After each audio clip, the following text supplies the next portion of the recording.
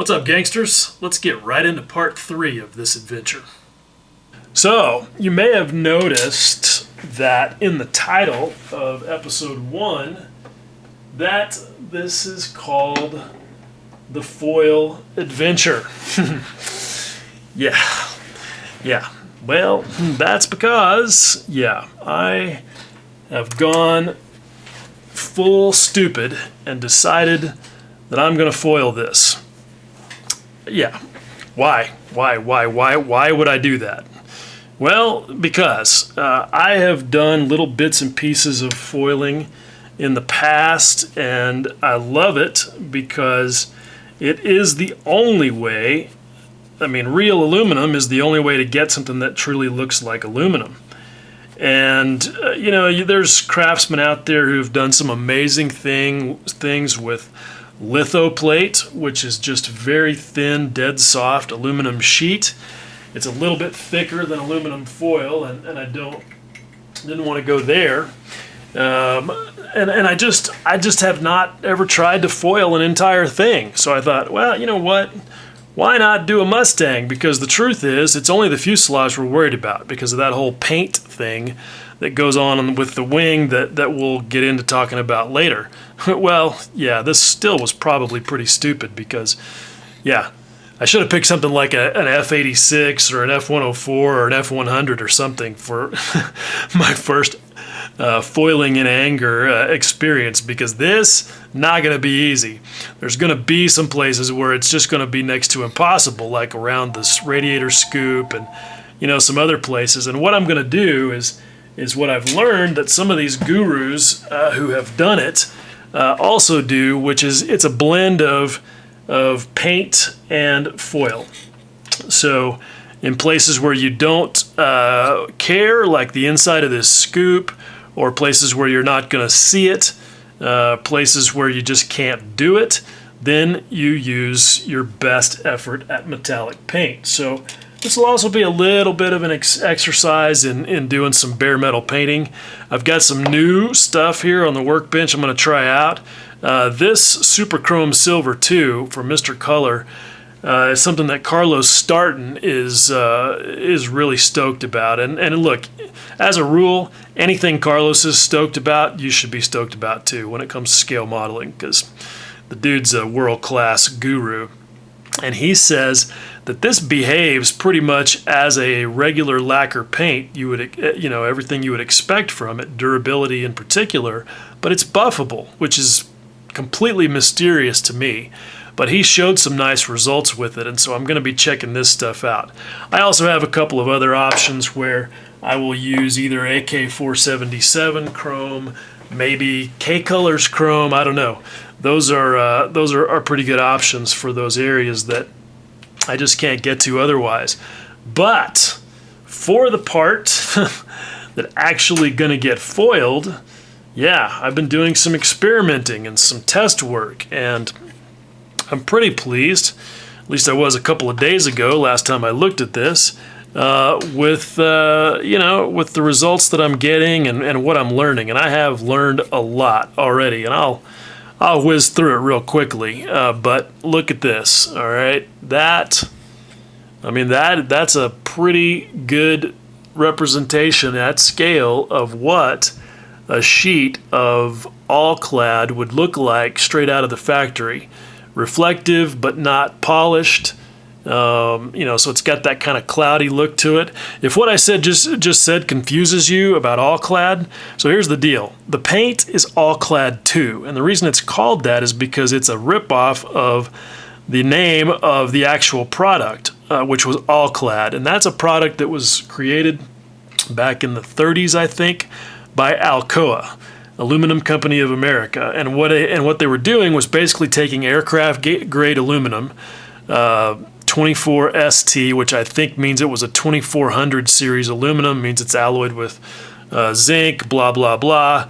It's Duralumina is another name for it. It was invented by a German guy like 100 years ago. At any rate, in order to give it a sacrificial corrosion layer, what they did was they coated it, I'm not sure exactly how they did it, with pure aluminum. and that's why it's called all clad, aluminum cladding.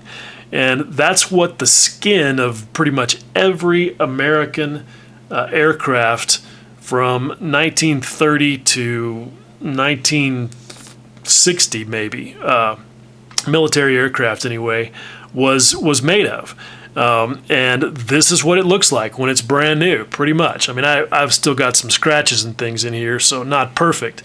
But that's the deal. And so let me tell you how I got to this result, because it was a process of experimenting. The first thing is getting the glue on. And that's an enormous, that's the number one challenge. And I went through several iterations of doing that. The normal way of doing it, and I should first of all mention, well, let me back up. Okay, I'm getting ahead of myself. First is the material. Okay, the thing that a lot of people assume that you should use for this is the product that's made for it, bare metal foil. All right, it's already got adhesive on it, comes in some nice flavors like ultra bright chrome. But as I have been out there doing my Googling and research, I've learned that the guys that are really good at this, ironically, they shun the stuff because it's apparently, and I've seen this myself, it's not super sticky, and it's so thin that it's fragile to the point of being a penalty because it tears too easy, and you don't have enough material there to sand it, which, as it turns out, is one of the critical parts of the process. So what am I using to start out with is what a lot of these guys are using, and that's just your basic kitchen aluminum foil. Now, you can use any kind of aluminum foil, and a lot of guys will use different things to get some sort of tonal variety, but I'm kind of just going to stick to the basics for now. Now, as far as adhesive goes, again, there's kind of the assumption, I don't know if I still have it, Microscale makes an adhesive for, here it is, micro metal foil adhesive. I've had this around for a long time. I've actually never used it that I know of. It's basically, it's thinned Elmer's glue, at least at some level. It certainly smells like it. I think it may have something else in it because it ends up drying real rubbery and sticky. But what I was reading is guys were, trying to figure out how to thin this, and I just happened to be surfing a group on Facebook that I normally don't spend any time in, but you never know when you're going to find a nugget.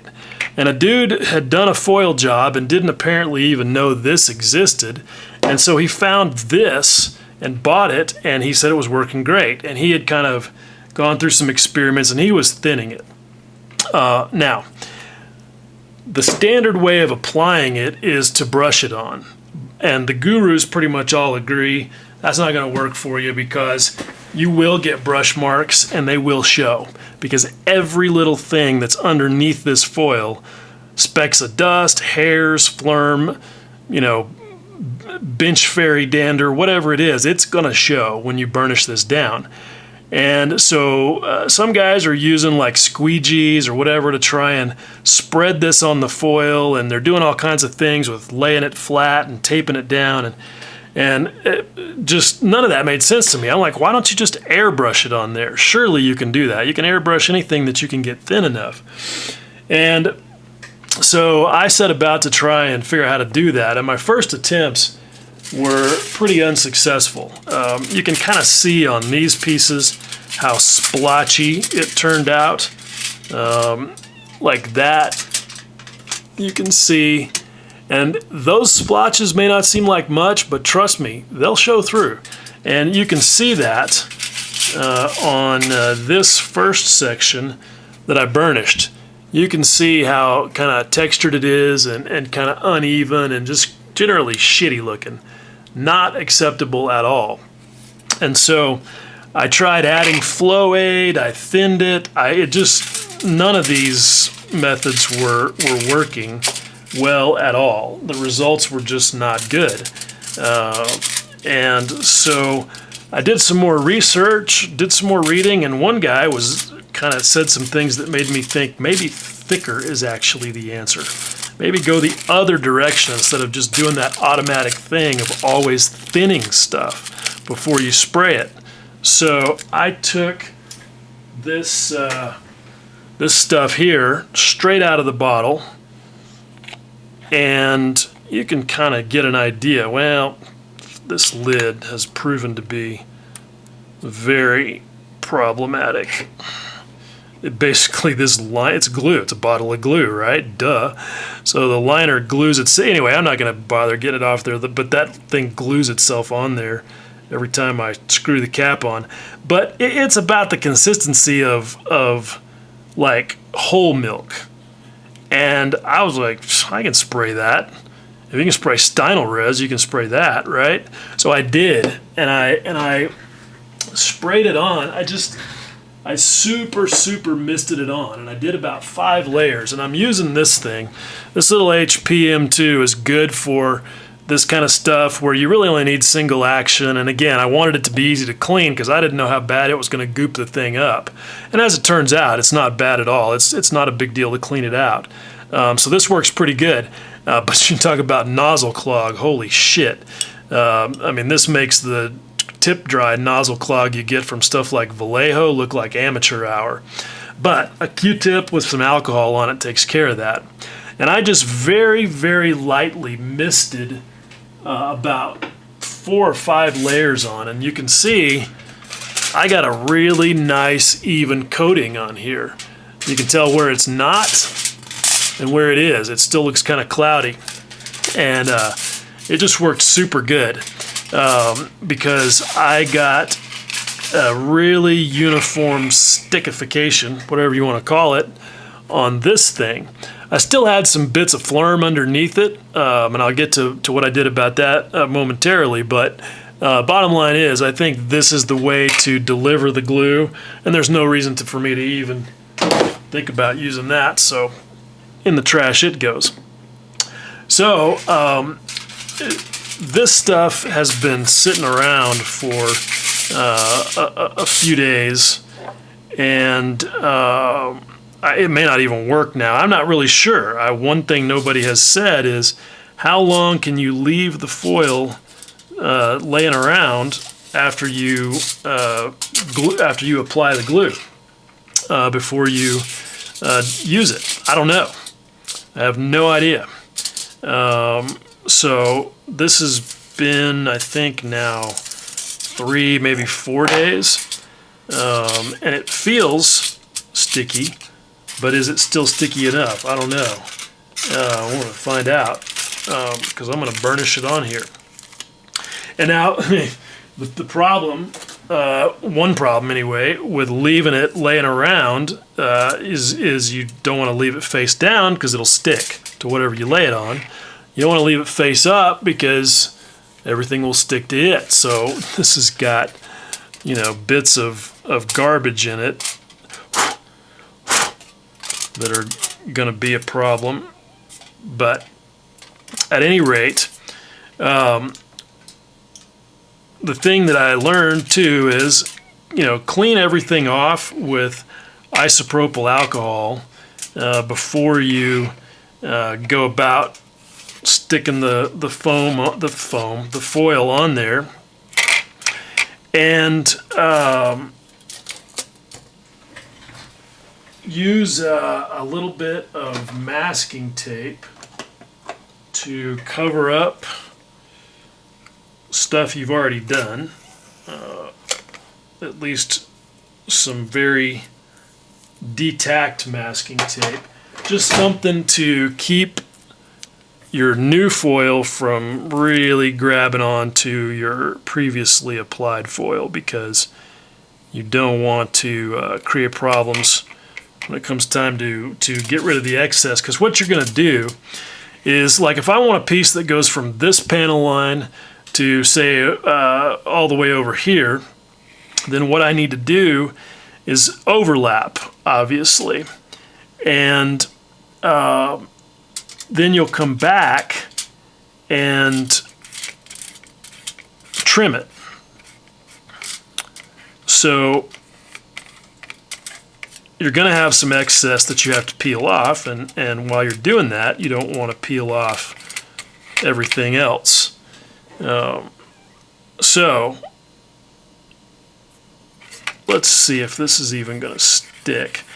And burnishing tools is a whole kind of subject to itself, and I'll be talking about all this stuff more as I go along and get further into it. But good old-fashioned Q-tips are really kind of the place to start. That's the, you know, I tried a bunch of stuff. I tried silicone brushes. I tried several different things, and Q-tip really was the thing. And this is good because you can see what I mean about dust and bits of phlegm that are under there. See them? They stick out like a sore thumb. And you can see that over here on this edge, the thing did not stick very well, and it's really not stuck nearly as good as it needs to be. So I'm going to end up blowing this off. But just to kind of, this is good to kind of give you an idea of what's going on. Clearly, you cannot let the stuff lay around for very long before the adhesive starts to become less effective. So I think the rule is going to be do it the same day at a minimum. But I have learned a lot, and the number one thing that I learned after this was how to finish it out, polish it, sand it, because it's not going to be acceptable just, you know, straight out of the box. That grain finish is way out of scale. And so I had to get into learning how to sand and polish this stuff. And I've sanded and polished aluminum before, but it's been a long time, and it was in a shop environment, and it was big, heavy CNC machined pieces, and it's a different deal altogether. And so what I started doing with this stuff is sanding it, you know, with my go-to, which is Infinity sanding sticks. And it just didn't work well at all. And I think that the deal is that these are garnet abrasive, and garnet is pretty hard and pretty jagged, but it's not as hard as aluminum oxide. So these did not work, but these, with a little bit of water, worked beautifully. I was struggling, like I had some deep scratches in this, and I was struggling, and these just weren't getting it done. And I was trying different things. I tried steel wool, I tried these Abralon pads, just no dice. I wasn't getting anywhere. And so I thought, well, let me try these gray sticks, because maybe I just need something that's a little bit more rigid, because that also makes a difference. If your backing is too spongy, it just rides over whatever bumps you've got and doesn't really do much to knock them down. These things worked so good that all the pieces of dust, and even I had a hair underneath this, I was able to sand them all flat. And by the time I got down to 1,000 grit, it was good enough that I was able to then use some ZAM and use my good old Proxxon buffing wheel and put a polish on it. And it comes up good. The ZAM leaves a paste residue on there, but it polishes up pretty good, and you can just come back and clean that paste residue off with some IPA, no problem, or some any kind of household cleaner, and that gets you there. And so what I'm going to be experimenting with next is doing different finishes and masking panels so that I get differential between panels, which was pretty common. Because what I think the best way to do this is going to be is rather than go panel by panel, is going to be to do the whole thing and then divide it up into panels to get the sort of separation. But you can see it's pretty easy to get a really good mirror finish on that if that's what you want. I'm also going to be working to figure out how to make paint stick to it, because as a rule, paint does not stick well to aluminum, and even less well when it's polished. So I'm going to have to figure that out, because I'm going to have to paint insignia on there, maybe do stencils as well, and so going to be looking into that. I mean, especially on this Mustang thing, this is where HGW wet transfers, I think, will end up being the key for that part of it. But so I still have some things to solve, but I just wanted to kind of give you guys a quick overview of what's going on here and what this project is going to be all about. That is why it's called the Foil Adventure. All right, so to get back into this issue with the wing and how the whole thing sandwiches over the wheel well box. All right, so as I showed you in the previous segment, when I attempted to squeeze it together right here in this area, I was not able to close that gap. And that obviously was not going to fly. And again, this is an issue that's been reported by lots of people. I mean, I've got a bunch of private messages on Facebook saying, hey, look out for this, blah, blah, blah. So it's a thing for sure. And apparently on my copy of the kit, definitely a thing. So what I did is I just kind of, looked at it, played with it, had some other guys who had said that the main issue seemed to be in this area right here. So that's where I started, and as you can see, I was able to work it down to the point where there is a good line-to-line fit there with the leading edge joint. All right, and in fact, this is what I did. I've got some red Sharpie on here to show you kind of where I focused my work.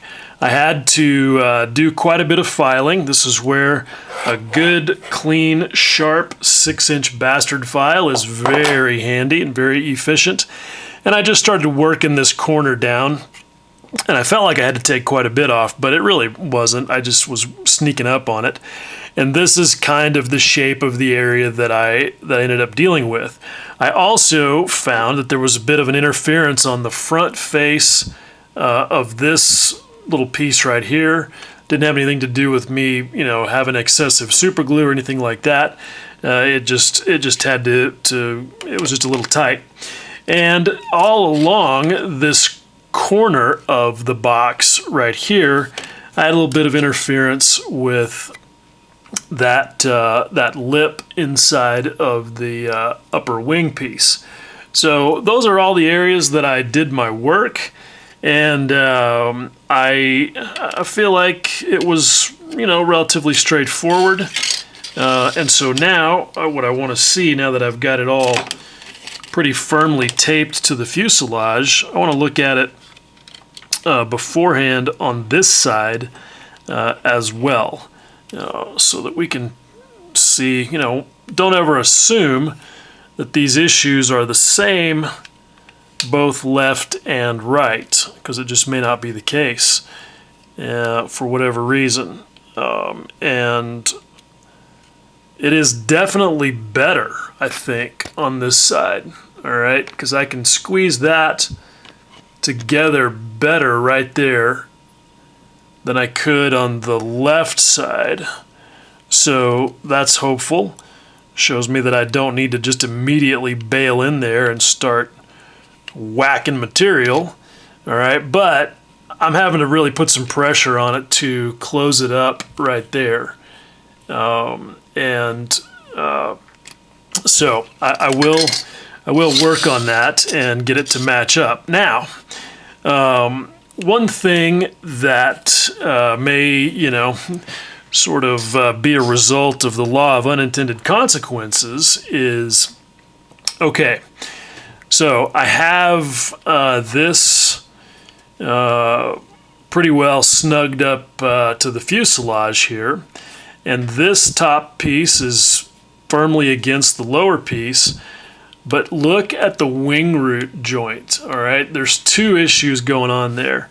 If you look at it like this, you can see both of them. There is a step right here where the fillet part is a little bit taller than this surface. So I might actually have been a little bit better off to have not been able to get this all the way down. But that's not the way to look at it. If, in fact, I can't think of any other way to solve it, what I may do is now come back and shim this with a little bit of material, maybe some 5/1000 sheet, to raise this portion of the upper surface back up a little bit to where it's not giving me that step. I don't know, 5/1000. I don't think it's 10, but the problem is that it only happens at the front half of the airfoil. Hopefully you'll be able to see. The step is not happening back here in this area. In fact, it's really nice and flush across here. Doesn't start happening until right about here. You can also see that there's a little bit of a lateral gap at the front, more than there is at the back. So that's annoying. And it is especially in this case because, what I would probably do to solve that is get the lower wing completely glued in place after assembling the fuselage, and then put the upper wing on and make sure that this joint was tight and as perfect as it can be. And then deal with any misalignment at the leading edge and the trailing edge, maybe out at the wingtip, because it's a lot easier to deal with there than it is right here. Because, sure, I can come in and I can use, I could just take this step exactly as it is and I could use some filler. I would choose to use sprue goo in that case, because I'm obviously going to have to come back and rescribe that. It's just going to be a giant pain. And ideally, if I can do everything without having to mess with that joint, that would be perfect from just the standpoint of getting it to look good. But there's another reason that I have to consider all of this strategically.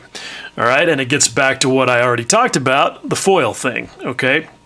Because what this is all about for me is showing the difference between, I want to get a real, aluminum sheet look on the fuselage, but I also want to show the difference in tonality between the lacquered surface of the wing and the natural aluminum, because it is dramatic, but it doesn't show up when people are using paint on both parts, at least not very effectively. All right, but when I put the two things together, you can see the difference between that aluminum lacquer and aluminum sheet. So I want to be able to do that, and I want to be able to keep complete separation between the two.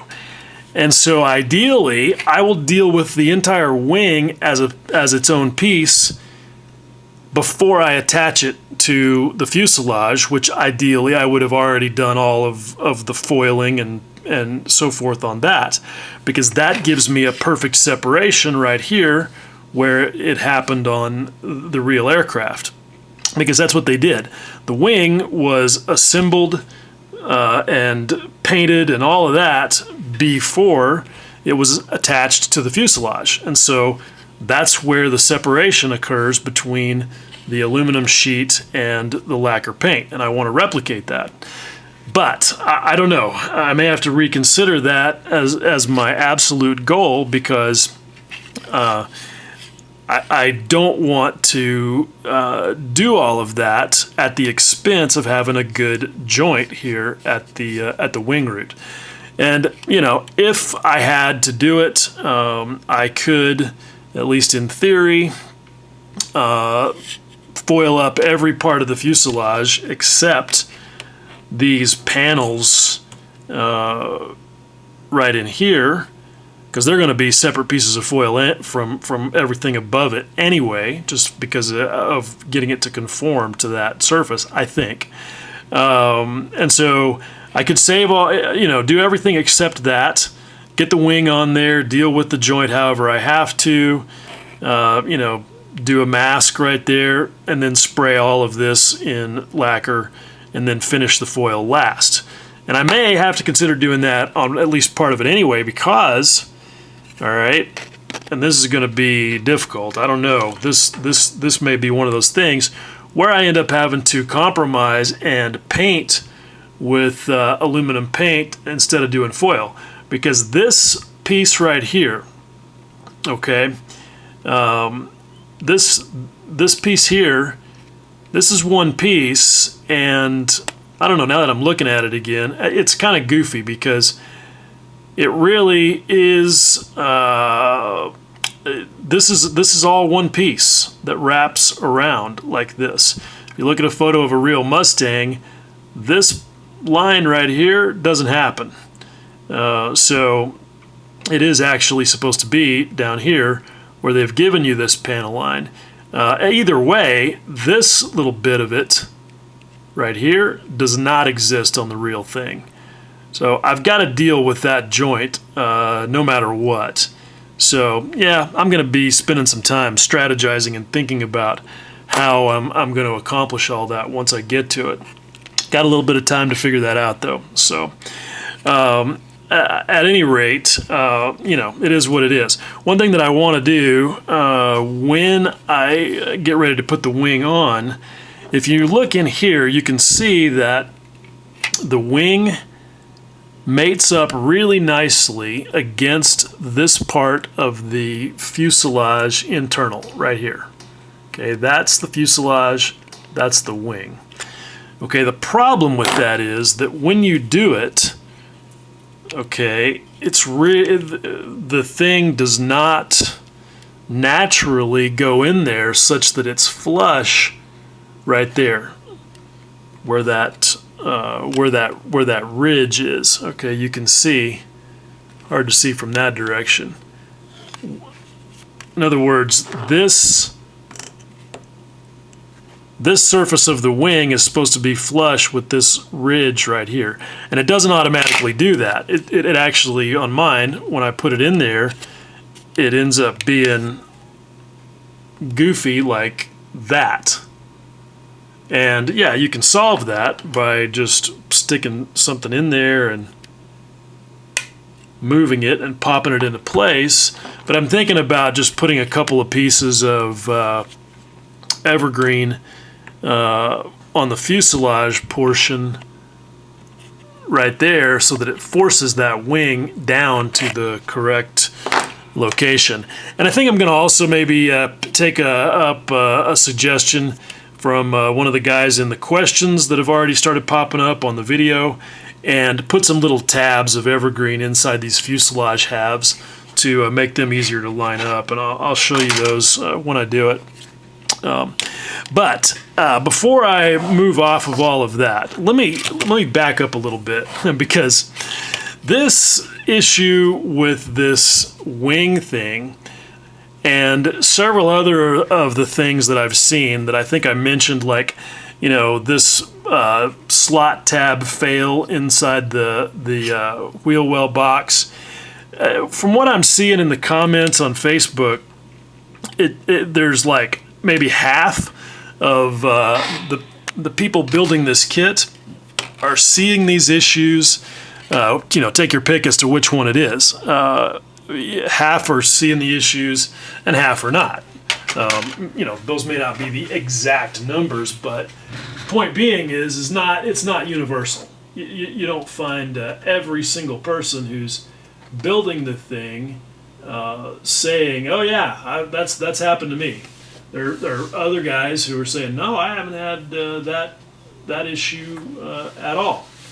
So, and it can be maddening because it'll start to question your sanity and your skills, and it can really drive you crazy. Like with this thing here. Okay, so you look at it and you go, all right, let's look really closely in there. The obviously, if the wheel well box is not shoved all the way down into this little recess, you're gonna have a problem. Well, so we look really closely while we're putting it together, make sure that is in fact shoved all the way down in there, and it is. Okay, and there's only one way that the top half of the wing can go on here. So what am I doing wrong? Where have I screwed up here? And it can make you really start second guessing yourself, and it really can be frustrating, especially when some of these guys who have never had a problem, just act really smug about it, as if they somehow avoided this issue through some demonstration of skill, when in fact it's really just a matter of luck of the draw. And you say, well, wait a minute, how does that happen? This is a precision injection molded product. So how they're all identical, and that how does that happen? All right, well, let me explain. Prepare for a short bit of engineering nerdism right now, okay? This is all about what's called tolerancing a tolerance stack up, okay? So let's say that I have a part like this and a part like this, okay? And we'll call this one A and we'll call this one B, okay? Now, when you design, and let's say, for example, that these two parts need to fit into this space. All right, I think you can see where this is going. All right, so you've got this thing. This is part C, okay? So what you really care about in this assembly is this dimension right here on part C. And you want this dimension on part A and this dimension on part B to add up to this number, all right? We'll call this X and Y and Z, all right? So pretty straightforward math. I mean, I'm an idiot, and even I can do this math. You would like for X plus Y to equal Z, all right? So the problem is everything that you manufacture has tolerances. It's a plus or minus thing, okay? And you can specify it as an engineer, and if you know what you're doing, you specify your tolerances according to the manufacturing process at hand. So, let's just say that your tolerance for X and Y is going to be plus or minus, we'll call it 1, whatever that is, 1 unit, whatever it is.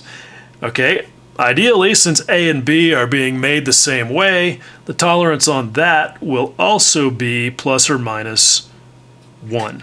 Okay, now here's the problem. Okay, you would ideally assume that because part Z is also manufactured the same way, that its tolerance will also be plus or minus 1, right?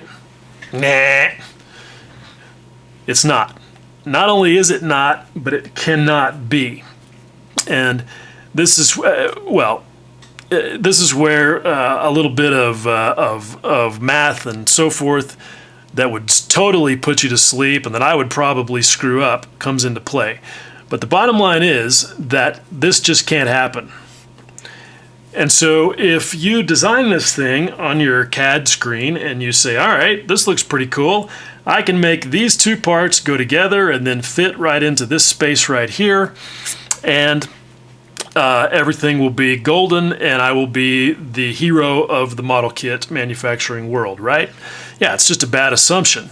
Because here's the way to think about this. All right, the nominal dimension for part A and part B is X and Y, X plus Y, right?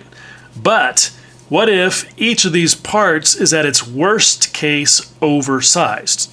Okay, it's actually x plus 1 and plus y plus 1, and that's equal to, well, you're already oversized if z is at its nominal size. But what if z is actually at minus 1? Well, already you're screwed, because you have a total of 3 units of interference between these two pieces and this third thing right here. And that can happen. On the other hand, if you're super lucky and you have x and it's a minus 1, and you have y and it's a minus 1, and, well, you're golden, right? If z is nominal, because you've now got 2 of clearance, and hey, if z is actually plus 1, now you've got 3 units of clearance, and the thing is a nice loose fit, rattles around in there all day, and you have no issues, right? The problem is that within your manufacturing method, whatever it is, CNC machining, laser cutting, sheet metal forming, plastic injection molding, die casting, whatever it is, you can't control that. All you can do is say, this is the tolerance band, and statistically, a certain number of parts are going to be in each part of that tolerance band. It ends up looking kind of like a bell curve, and you've got a certain portion of it that's within this band, and that's the tolerance level you try to control based on manufacturing cost and inspection costs and the possibility of lawsuits, and it's way different if you're designing an engine that needs to survive a couple 100,000 miles of daily driving, as opposed to a model kit or a plastic spoon or something like that. It's completely different.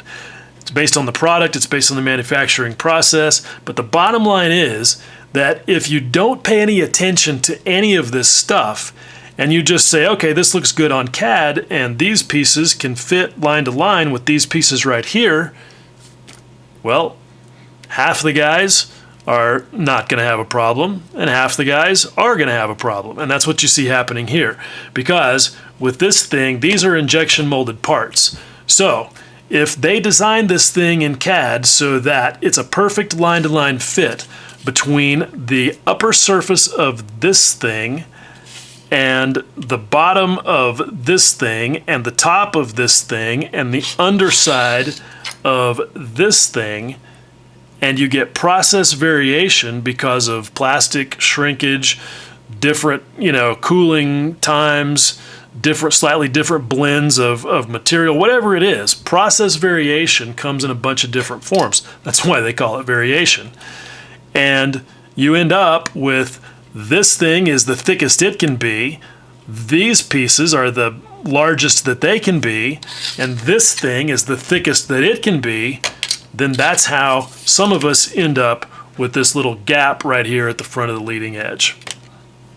Okay, so there you go. A little bit about the foil thing and a little bit about the engineering thing. And I know that got a little bit wonky there, and I know it's a very oversimplified example, but hopefully you guys can see what I'm trying to illustrate there with my little x plus y equals z thing. I don't know this for certain, obviously, because I'm not inside of the Eduard headquarters or the minds of any of the people doing the design work. But the more that I read on the good old interwebs and see for myself with the kit, the more it seems like a lot of these fit issues with this kit may just come down to tolerancing.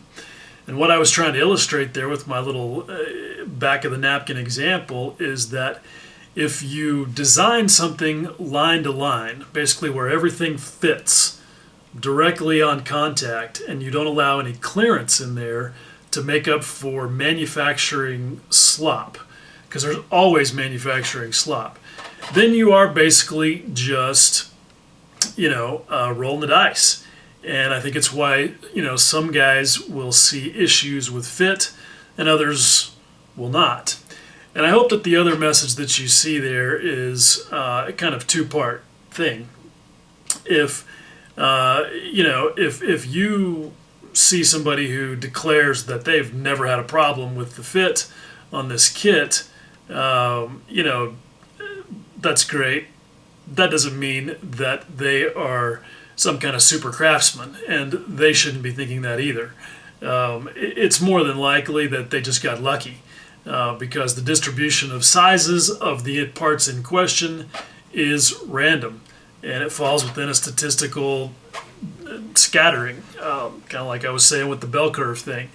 And the converse of that is that, assuming you're putting the parts together correctly, that if they don't fit, don't get down on yourself. Don't feel bad. It doesn't necessarily mean that you are a bad craftsman. Again, it just means that the luck of the draw gave you some parts that were over tolerance and created some interference. So I hope that helps you out when you're thinking about the way that these kits go together, and maybe helps assuage some frustration. And look, don't ever be afraid to state these issues online, because if you don't, other model builders are not going to know about them, and the manufacturer is not going to know about them. And yeah, talking about this stuff may not change the way that Eduard or any other kit manufacturer does what they do, but the one thing that's certain is, if nobody ever brings it up, it never changes. So to me, it's always worth talking about, and hopefully, again, you can see that there's a rational basis for what's going on here. So if you are talking about it, and some smug twat is acting the fanboy and telling you that you're crazy and that you must be doing it wrong, well, yeah. Hopefully this will help you defend yourself in those kind of silly situations. Anyway, that's all for this episode. With the next episode, we'll move on to assembling the cockpit. All right, as always, I definitely appreciate you watching. Much love.